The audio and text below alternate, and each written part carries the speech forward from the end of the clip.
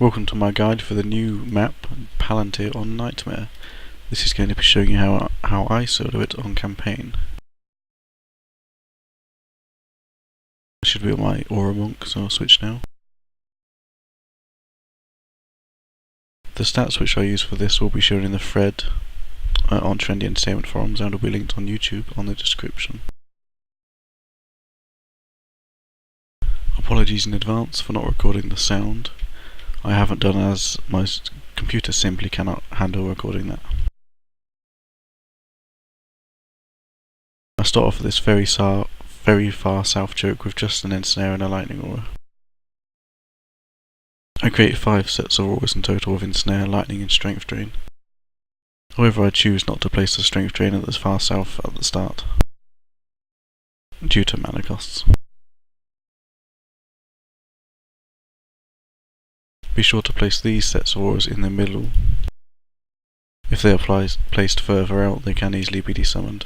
For example, if you were to place them there.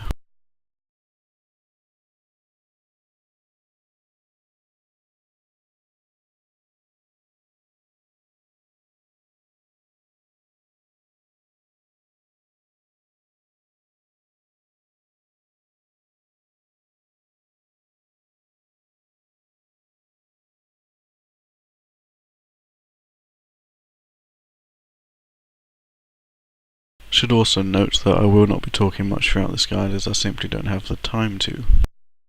I am talking as I am recording this rather than editing it afterwards, as I just find that easier and quicker. You get very little time to build during the other waves. You get a lot of time on this first wave, however. I'll basically be having a minion wall here of an archer, a mage and an archer. It's so little because so little comes up here, and in fact an ogre never does. Here will be 4 archers and a mage with a 5 DU buff beam. Here will be 2 archers and 2 mages with a 4 DU buff beam. The same there, sort of along that pillar. And the same here, but slightly further up from the pillar. The reason being is if you place them here, ogres will come from down here and beat on them. If they are slightly further up, say here, they will not be able to. Whether this is intended design or a bug, I do not know.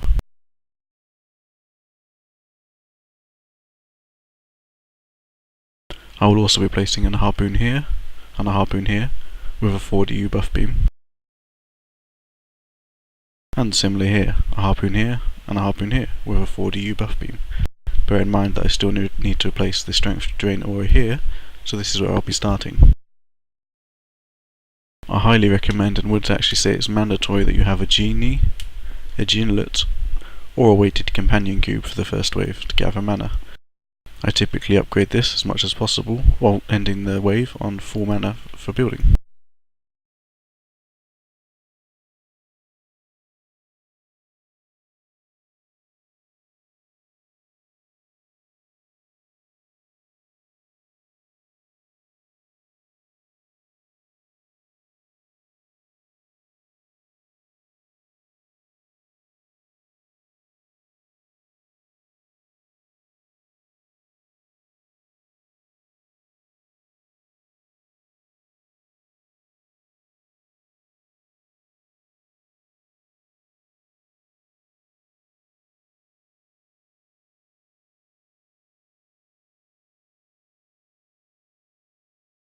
It starts off extremely easy, and this next wave is actually the hardest.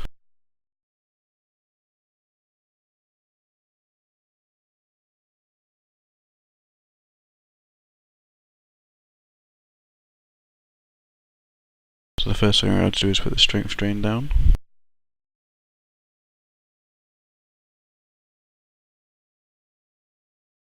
And I'll be focusing minions on the places that ogres actually go to.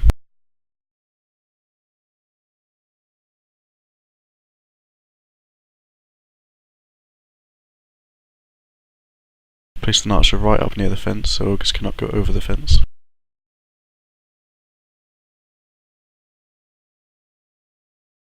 And they are literally a wall, so make sure there's no holes.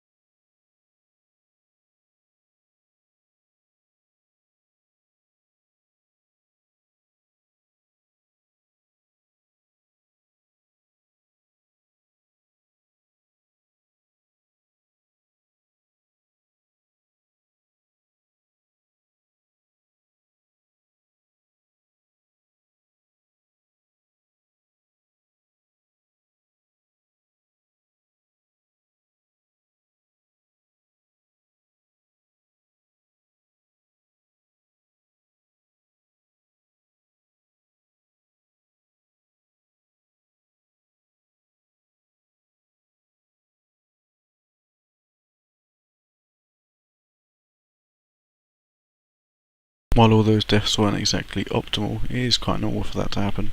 They are rather weak when there's not a buff beam there.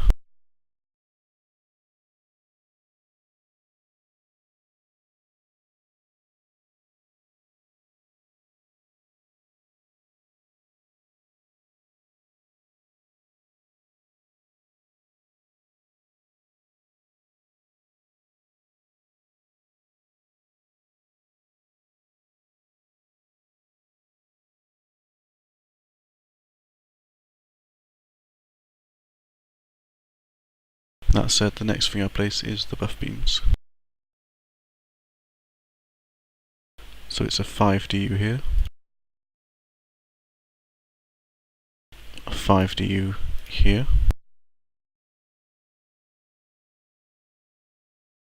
4 DU here, again 4 DU here, and a 5 DU here. You can place a 4 DU here rather to cover all of them, it just takes more time.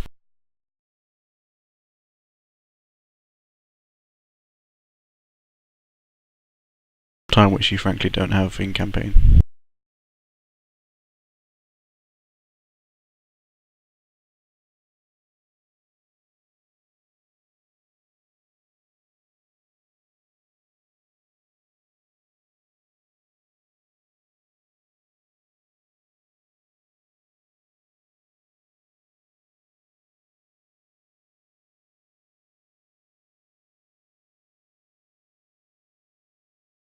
The absolute priority, as it is on normal maps, or most maps rather, is to upgrade the buff beams and the lightning auras first.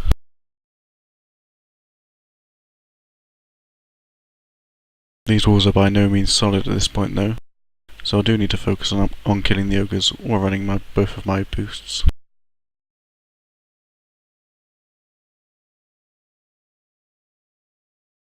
That said, this is much easier with 2 people, 1 at each crystal.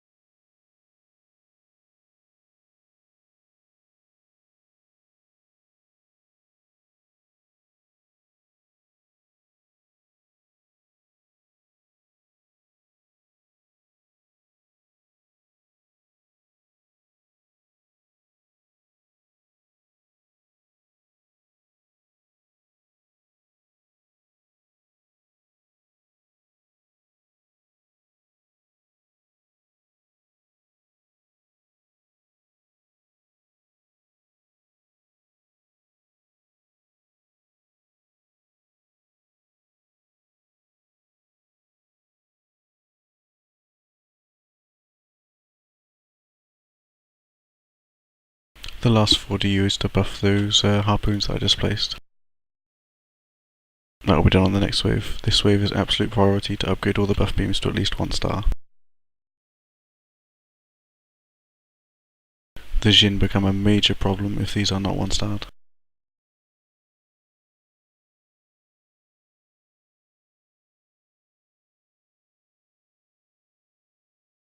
It's likely only such a major problem for me due to my low aura radius on my aura monk, being around 1.8 to 1.7k.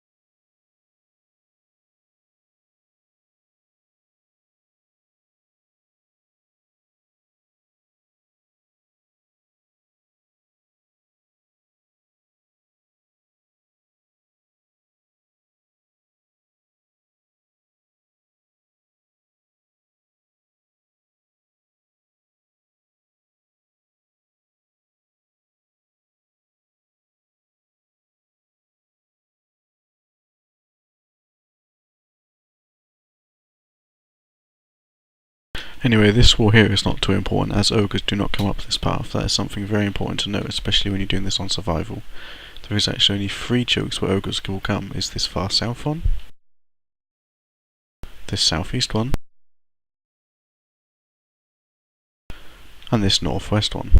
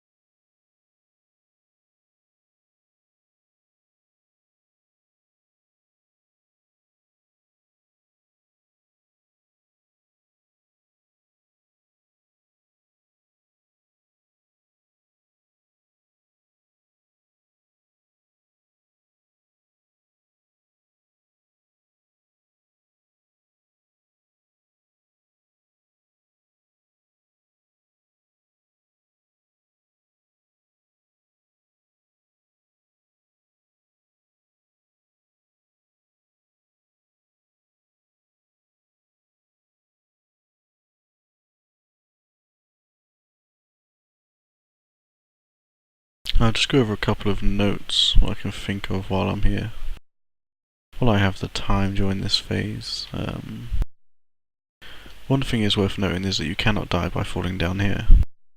It simply pulls you back up. You can die if you jump off the total edge of the map, however, for example over there.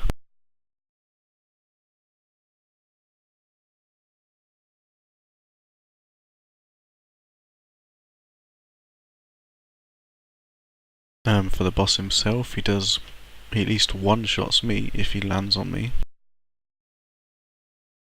I don't know if that's based on gear resistances, health pool, but it definitely one-shots me.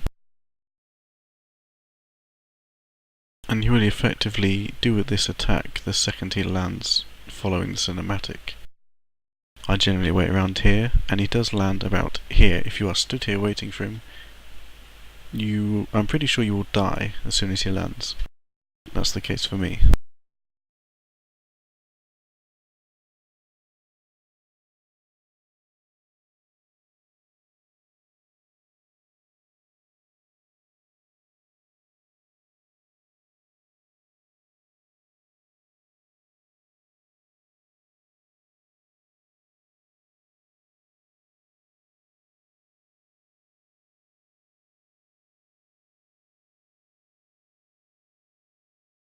If you do have lower stats than what I do this with, I would highly recommend doing this in a duo. Personally, I usually duo this with a barbarian, though 2 monks would also work extremely well.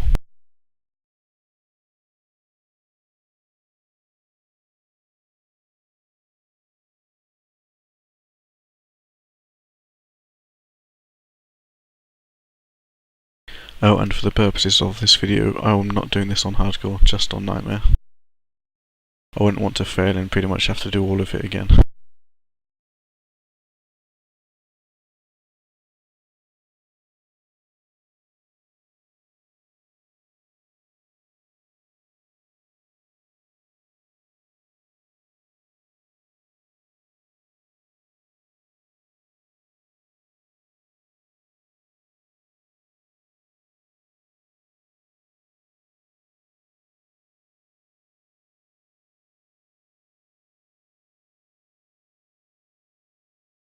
On an unrelated note to the actual guide is that this is the first video I've done in quite a few months, especially for Dungeon Defenders.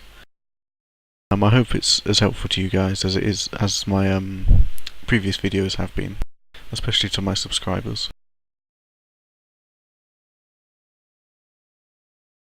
And I would ask that if you do find this helpful, that you do subscribe, and you let me know what else you would like to be included in the video. The most common request is that I commentate more. Unfortunately, I'm kind of bad at that at the moment. And it's likely my future videos will not be recording sound, as I said, my system simply cannot handle that.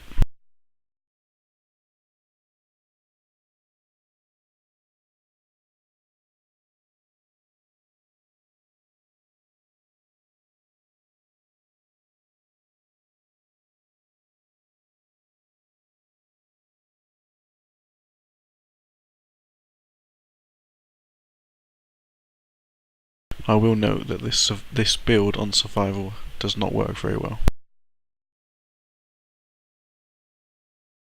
On survival, you're absolutely going to need some gas traps for countering the djinn. And you're going to need fireballs for killing the ogres. There's a hell of a lot of amount of ogres on survival.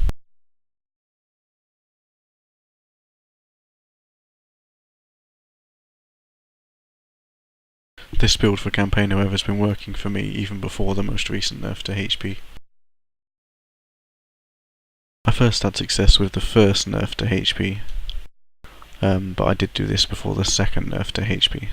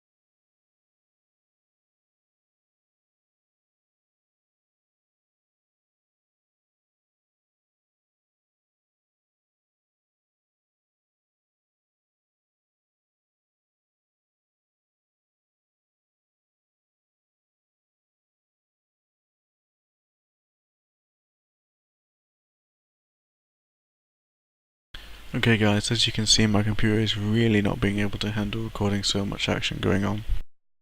I'm going to cut the recording here, and I will be back as the boss spawns. Okay, just finishing up this wave, and the boss will be spawning. And for some reason my computer is lagging extremely badly. Hopefully I can record the boss fight. If I can't, the only real important thing to note is when he does his fire attack, which is when he raises his swords in the air, the fire follows you. This does a lot more damage than he does elsewhere, and do not trail the fire through the minions as he will destroy them.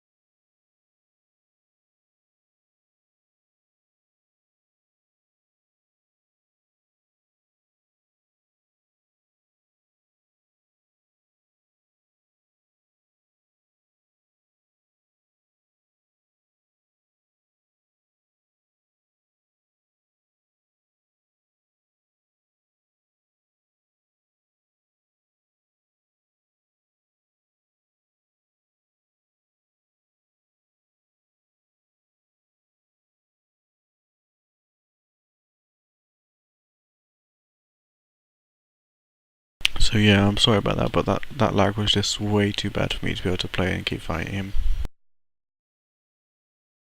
As for the rewards from this place, you only get monk weapons as weapon rewards. You have a chance to get decent pets, however. That is not one of them. One of them, for example, is this ultimate genie.